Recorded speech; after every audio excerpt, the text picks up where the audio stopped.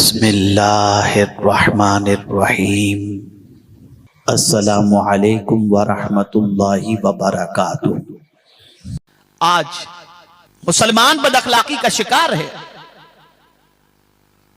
आज मुसलमान तालीमात नबवी सल्लल्लाहु अलैहि वसल्लम से दूर होने की वजह से अपने अंदर वो खूबियों को पैदा करने की कोशिश नहीं करता जिन खूबियों को पैदा करने के लिए 1 रुपया भी खर्च करने की जरूरत नहीं है। 1 रुपया भी उन खूबियों को पैदा करने के लिए खर्च करने की जरूरत नहीं है। मैं आपसे पूछता हूं, रसूल आजम सल्लल्लाहु अलैहि वसल्लम ने एक खूबी के बारे में फरमाया। सरकार सल्लल्लाहु अलैहि वसल्लम इरशाद फरमाते हैं, हो सके तो अच्छी बात कहो वरना चुप रहो। कौन सा पैसा लगता है इसमें? हो सके तो अच्छी बात कहो वरना चुप रहो। अब इस खूबी को अपनाने के अंदर कौन सी रकम लगती है? लेकिन अगर कोई शख्स गाली बकता हो, बेतुकी बातें करता हो, बदजबानी करता हो, बुरी बातें करता हो, उस बंदे को इज्जत नहीं मिल सकती, उससे कोई फायदा हासिल नहीं हो सकता।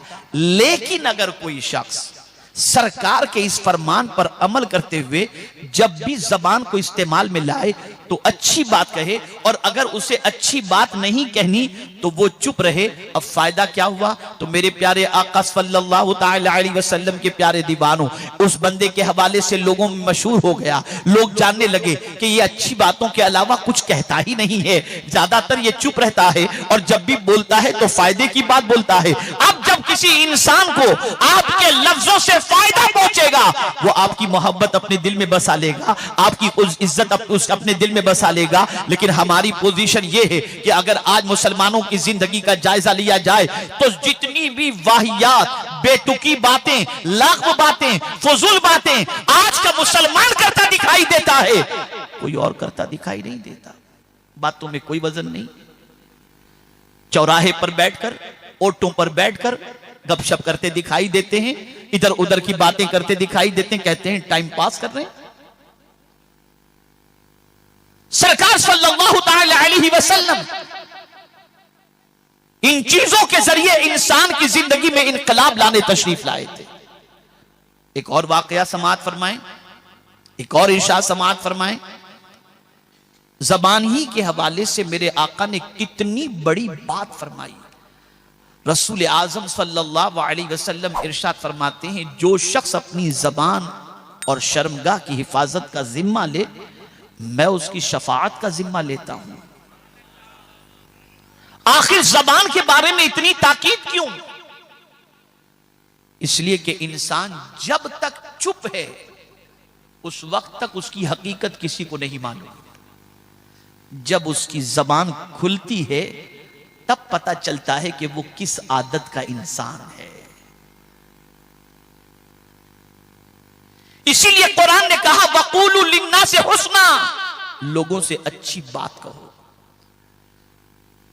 आक़ाए करीम सल्लल्लाहु ताला अलैहि वसल्लम इरशाद फरमाते हैं, अगर किसी औरत का बच्चा गुम जाए या मर जाए और उस औरत को कोई तसल्ली के जुमले कह दे कि माई अल्लाह तुम्हारे बेटे की मग़फ़िरत फरमाए, या गुम गया है तो कह दे कि अल्लाह तुम्हारा खोया हुआ बेटा तुम्हें मिला दे, तो मेरे आका फरमाते हैं इस तसल्ली आमेज जुमले कहने वाले को अल्लाह कल बरोज़े क़यामत जन्नत का लिबास अता फरमाएगा।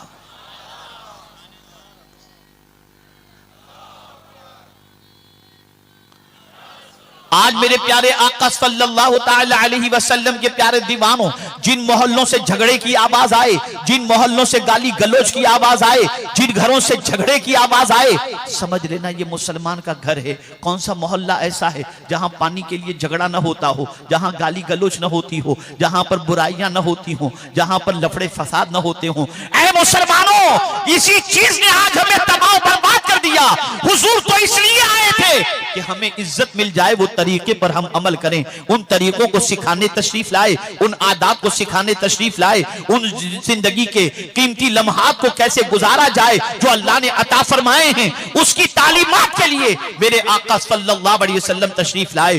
और अखलाक के हवाले से तो मेरे आका सल्लल्लाहु अलैहि वसल्लम ने अपने सहाबा को इतना उभारा, इतना उभारा, इतना उभारा कि रसूल गिरामी वक़ार सल्लल्लाहु अलैहि वसल्लम ने इरशाद फरमाया कि क़यामत के दिन मीज़ान के अंदर जो चीज सबसे वजनी होगी वो अच्छे अखलाक होंगे,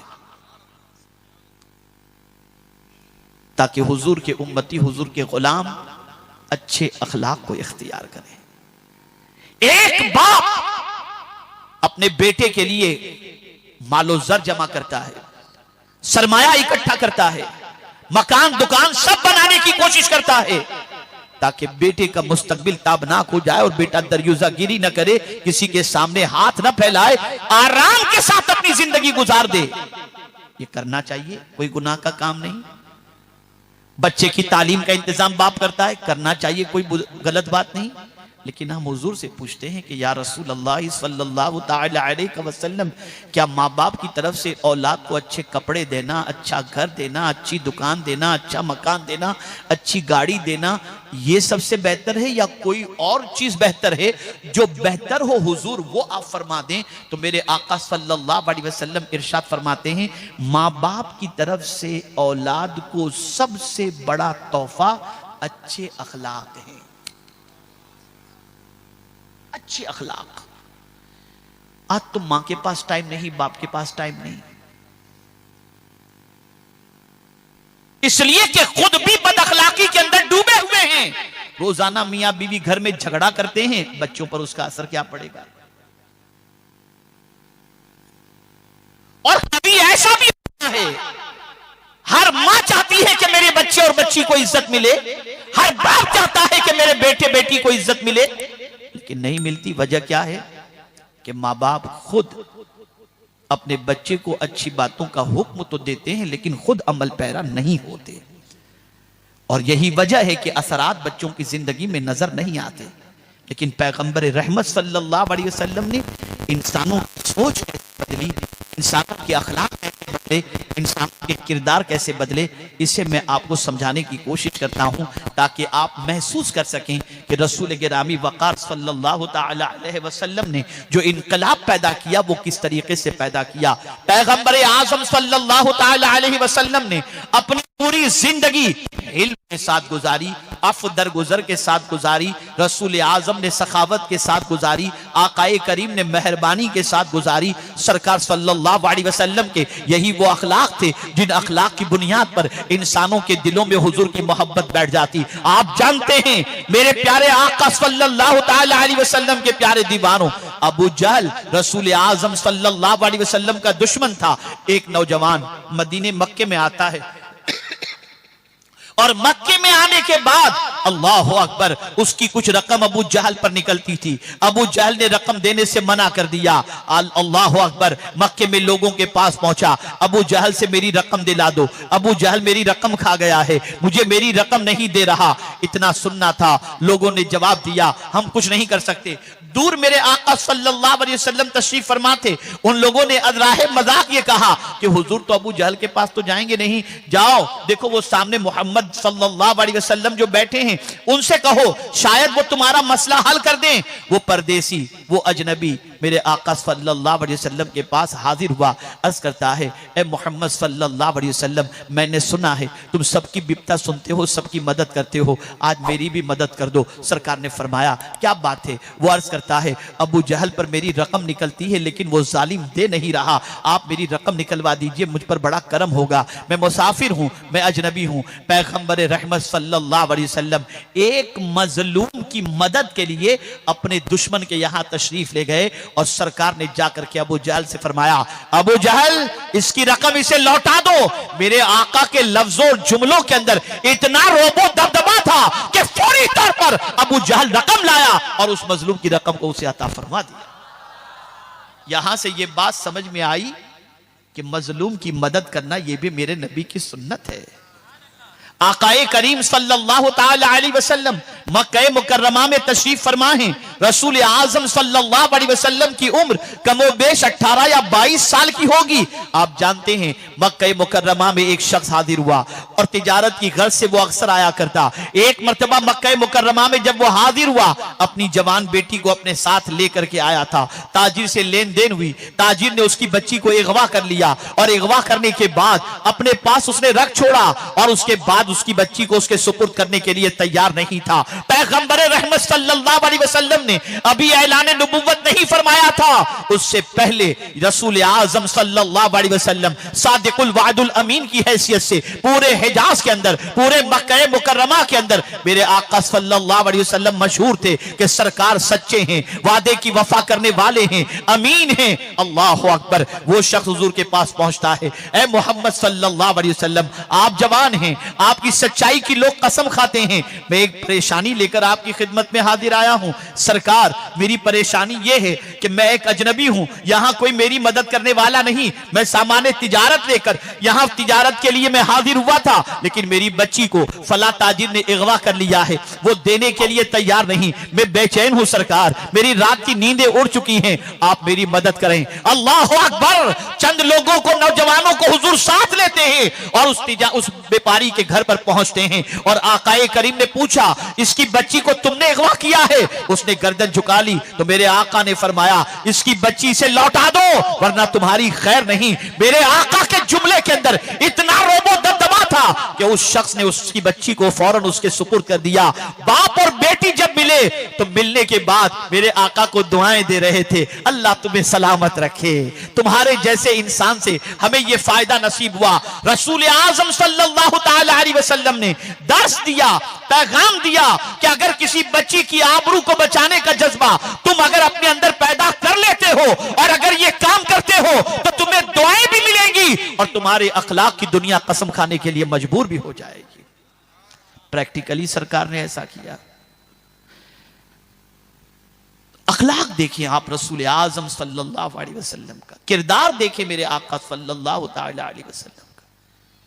एक शख्स गलत इरादे से मदीने आता है, गलत इरादा, बिल्कुल गलत इरादा।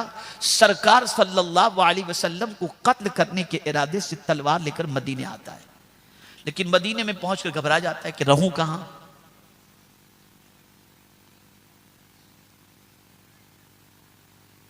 अगर किसी के यहां रहता हूं और ये इत्तला साहबा को मिल गई तो मेरा काम तमाम हो जाएगा।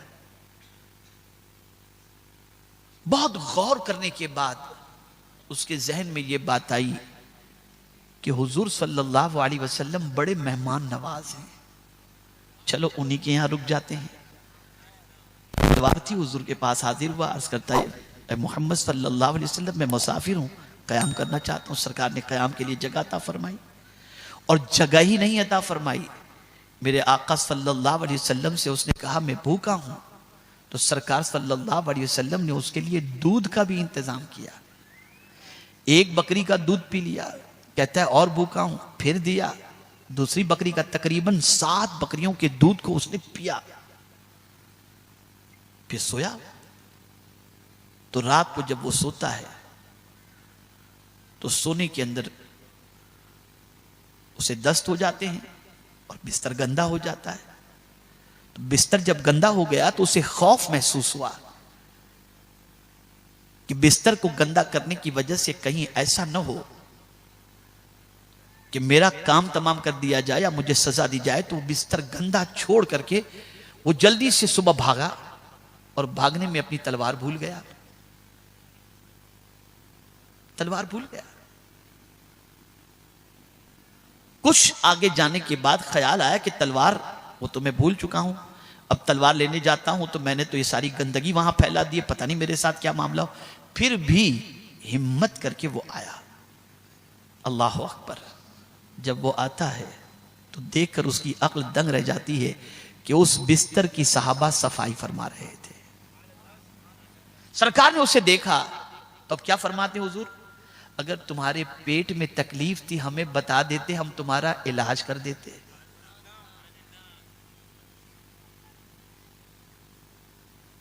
उसने कहा मैं अपनी तलवार भूल गया हूं। कहा ले लीजिए।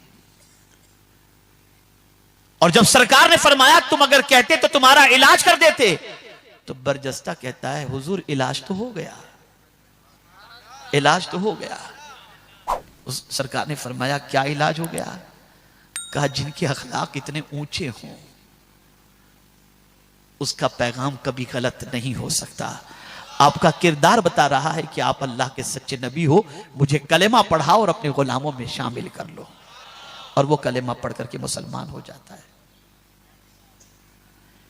ऐ रसूल गिरामी वकार सल्लल्लाहु ताला अलैहि वसल्लम के दीवानों, मक्का मुकर्रमा में कहत पड़ता है कबूल इस्लाम से पहले अबू सुफियान ने सरकार सल्लल्लाहु अलैहि वसल्लम पर ज्यादतियों के अंदर कोई कसर नहीं छोड़ रखी थी।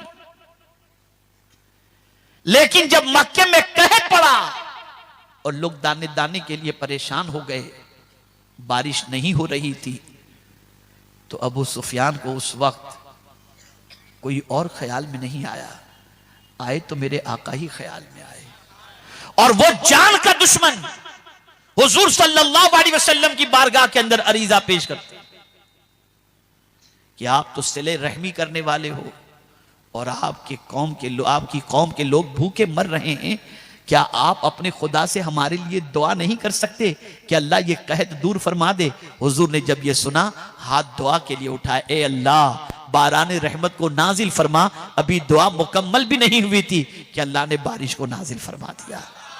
आप जरा सोचे मेरे प्यारे आका सल्लल्लाहु ताला अलैहि वसल्लम के प्यारे दीवानों, उसके बाद क्या होता है?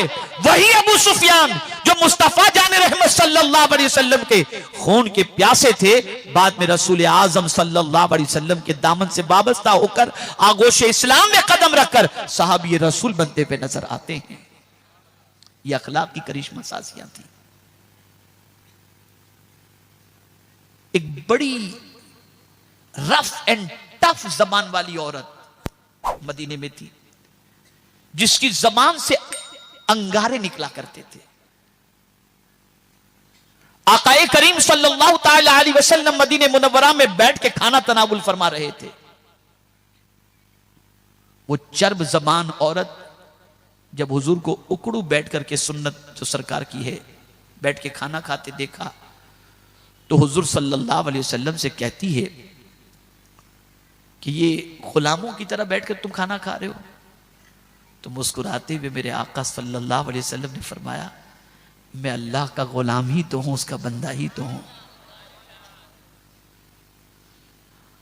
अब उसने थोड़ी सी जसारत की, ऐ मोहम्मद सल्लल्लाहु अलैहि वसल्लम क्या आप अकेले खाओगे, मुझे नहीं खिलाओगे? रफ एंड टफ जबान वाली औरत मेरे आका सल्लल्लाहु अलैहि वसल्लम से जब ये कहती है, तो सरकार ने फरमाया तुम भी खाओ? कहा नहीं, ये खाना नहीं खाऊंगी। तुम्हारे मुंह के अंदर जो लुकमा है ना, जिसे तुमने चबाया है, वो मुझे दो।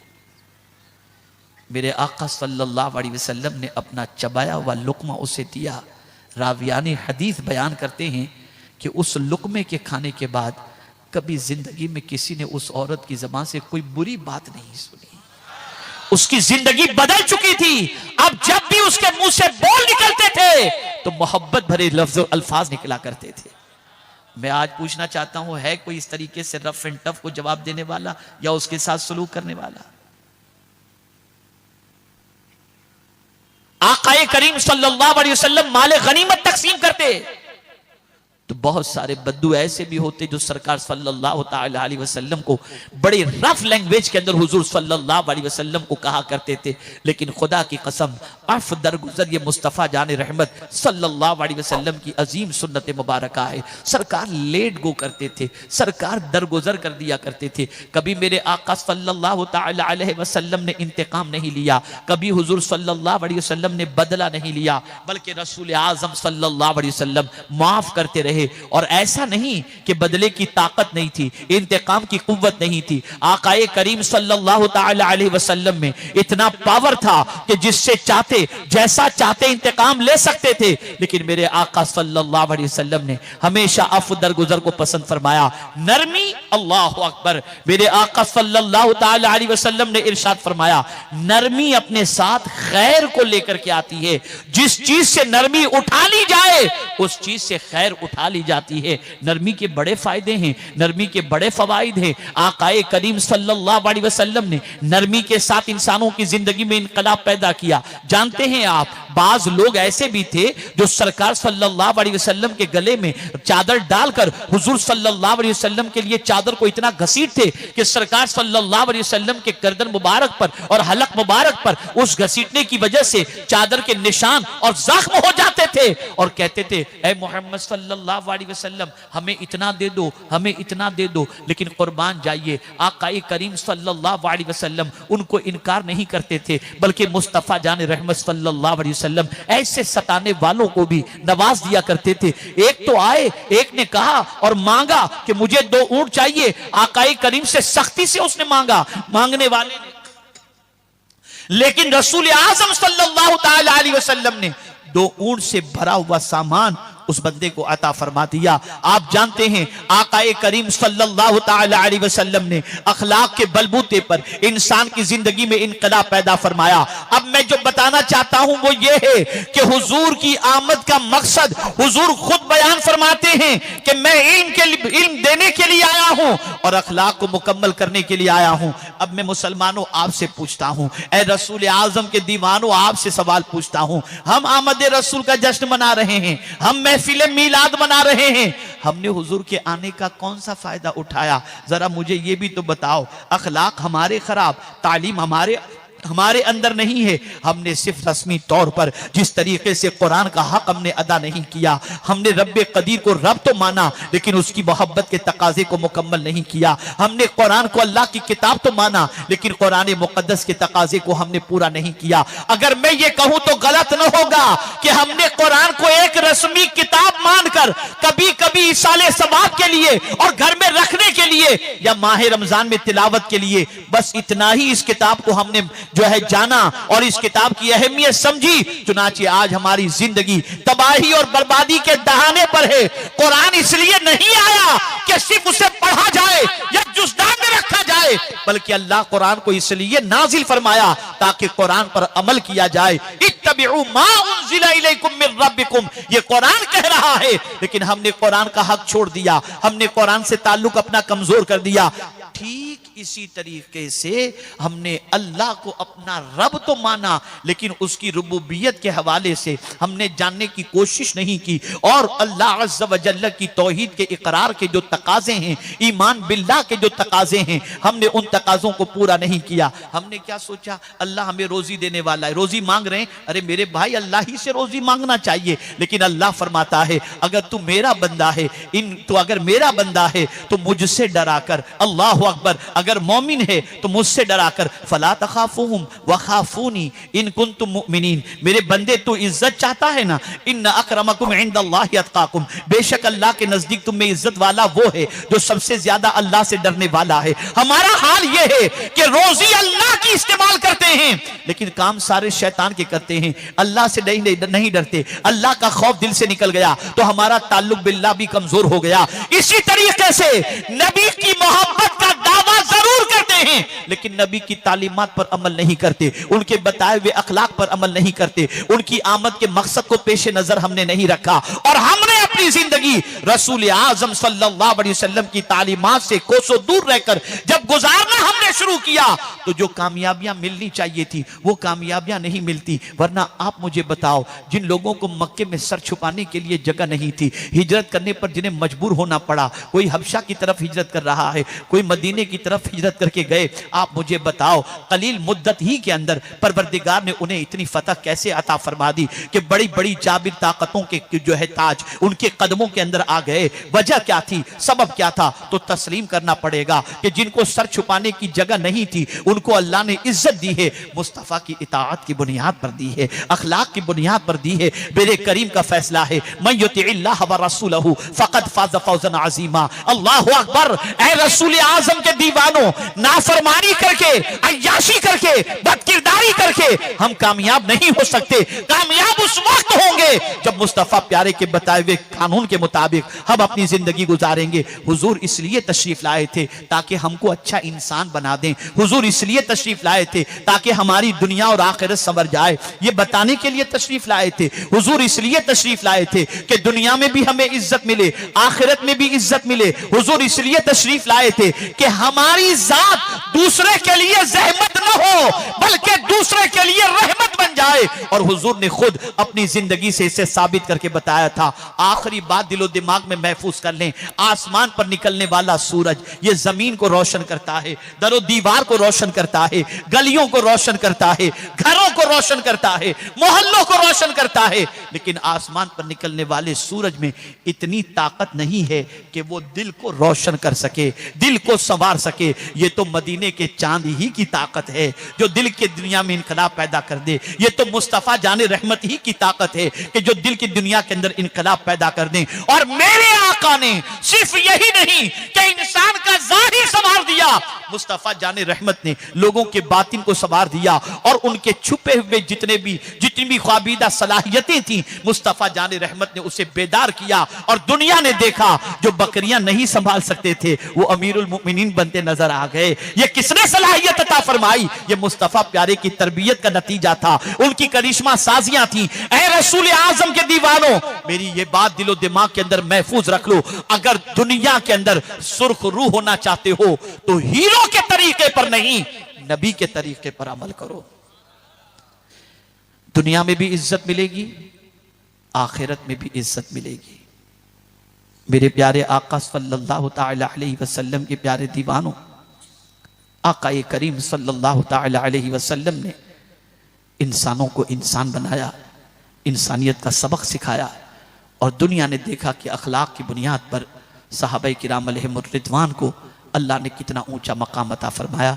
खुद आप देखें, इसी हिंदुस्तान की सरजमीन पर मेरे ख्वाजा ने जो इस्लाम का परचम लहराया वो अखलाक की बुनियाद पर लहराया है, किरदार की बुनियाद पर लहराया है। हज़रत गौसे पाक रदी अल्लाह ताला अन्हु ने जो इस्लाम फैलाया वो किरदार की बुनियाद पर। मुझे एक वाक़या याद आ रहा है, अल्लाह अकबर। ज़रा आप देखें सरकार की तरबियत का असर सहाबा की ज़िंदगी में कितना था। जानते हैं आप, एक बुढ़िया मदीने में रहती थी। उस बुढ़िया का मामला ये था कि उसका काम करने वाला, उसका ख्याल रखने वाला, उसको खिलाने वाला कोई दूसरा न था।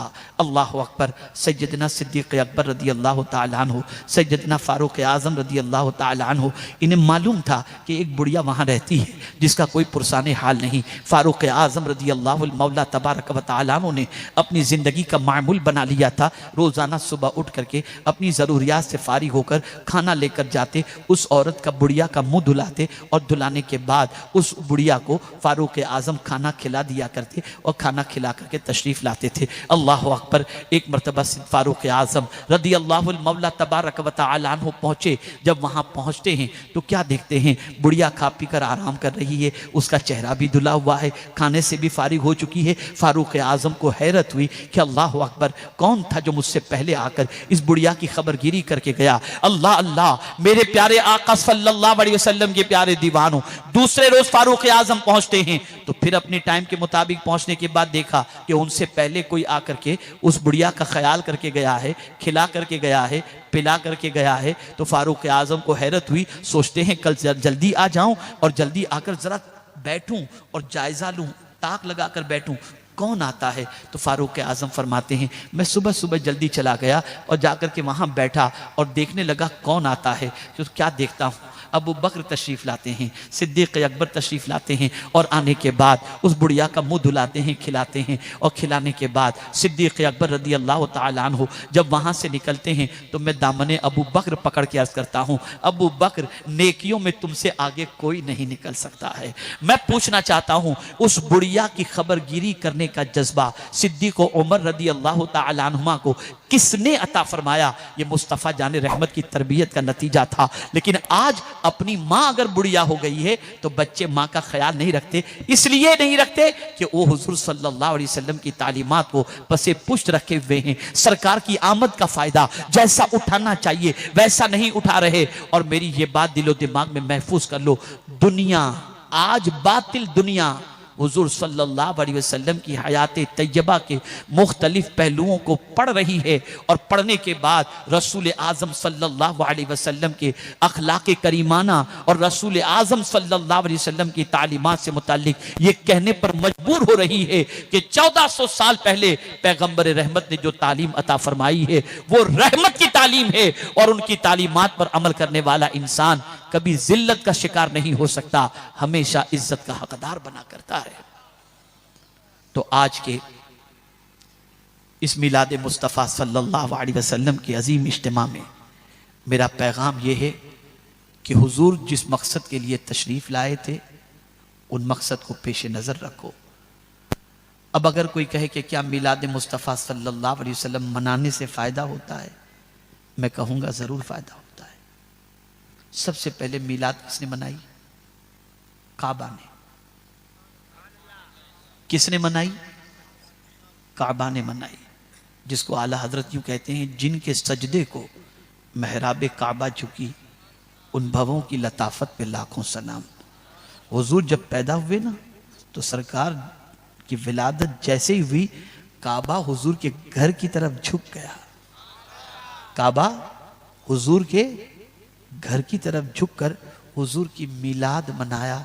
तो मेरे आका सल्लल्लाहु अलैहि वसल्लम ने भी उस काबे को महरूम नहीं रखा, बल्कि दिल में तमन्ना रखते रहे कि काश कि किबला काबा बन जाए। और परवरदिगार ने मुस्तफ़ा प्यारे की ख्वाहिश को परवरदिगार ने पूरी फरमाई। और जो काबा हुजूर की विलादत के वक्त हुजूर के घर की तरफ झुका था, मुस्तफ़ा ने उसको इतना नवाज दिया कि अब क़यामत तक के लिए जिस किसी को भी सजदा करना है सजदा खुदा का करेगा, लेकिन रुख काबे की तरफ करके करेगा। बता दिया अगर काबा भी मिलाद बनाए तो उससे महरूम नहीं रखा जाता, तो मेरा उम्मती भी अगर मिलाद बनाए तो महरूम नहीं रहेगा। तो मिलाद बनाने वाले को महरूम नहीं रखा जाता। लेकिन ये याद रखो, अब रसूमात से बाहर निकलो, अब रसूमात से बाहर निकलो, हकीकत का सफर करो। हुजूर सल्लल्लाहु अलैहि वसल्लम जिस लिए आए थे वो चीजें अपनी जिंदगी में आप इख्तियार करो। सरकार हमें संवारने आए थे, हुजूर की तालीमात पर अमल करो। और ये तालीमात पर अमल मोहब्बत के साथ करो, खुशनुदी के साथ करो, तो अल्लाह रब्बुल इज्जत जल्ल जलालहू सरकार सल्लल्लाहु अलैहि वसल्लम के सदक़ो तोफ़ैल दुनिया और आखिरत में इज्जत और सरबुलंदी अता फरमाएगा। मेरे आका के अखलाक सबसे अजीम हैं और आका करीम सल्लल्लाहु ताला अलैहि वसल्लम ने अपनी उम्मत को बताया कि मैं अखलाक की तकमील के लिए मबूस किया गया हूँ। अब हमारी जिम्मेदारी बन जाती है कि हम भी अपने अखलाक को संवार कर हुजूर की बारगाह में इस तरह भी खराज अकीदत पेश करें कि सरकार हमने लाइटिंग तो लगा ली, हमने कुमकुमे लगा लिए, हमने झंडे लगा लिए, हमने इज्तिमात कर लिए, ये सब कुछ हमने कर लिया। अब सरकार आप करम की नज़र फरमाकर हमारे दिल को मुनव्वर कर दीजिए और साथ ही साथ अहद वफ़ा कीजिए। और हुजूर से आज की इस शब ये दुआ सरकार की बारगाह में ये वादा कीजिए और अर्ज़ कीजिए कि या रसूल अल्लाह सल्लल्लाहु अलैहि वसल्लम आपकी आमद के मकसद को हम कभी भूलेंगे नहीं और आज के बाद हर बद अखलाक़ी से परहेज़ करेंगे और इंशाअल्लाह हम हुस्न अखलाक के पैकर बन जाएंगे। बोलेंगे तो सच बोलेंगे, करेंगे तो अच्छे काम करेंगे और हर बुरे अखलाक से और बुरी बात से अपने वजूद को बचाएंगे तो इंशाअल्लाहुल अज़ीम सरकार खुश भी होंगे और रब्बे कदीर जल्ल जलालहू की भी खुशनुदी हासिल होगी। अल्लाह रब्बुल इज़्ज़त जल्ल जलालहू मेरे वो आका जो हयातुन नबी भी हैं, रहमतुल लिल आलमीन भी हैं, खातमुन नबीयीन भी हैं सल्लल्लाहु अलैहि वसल्लम, उनके नक्शे कदम पर और उनकी तालीमात पर अमल की तौफीक नसीब फरमाए। वमा अलैना इल्लल बलागुल मुबीन। अस्सलामु अलैकुम व रहमतुल्लाहि व बरकातुहू।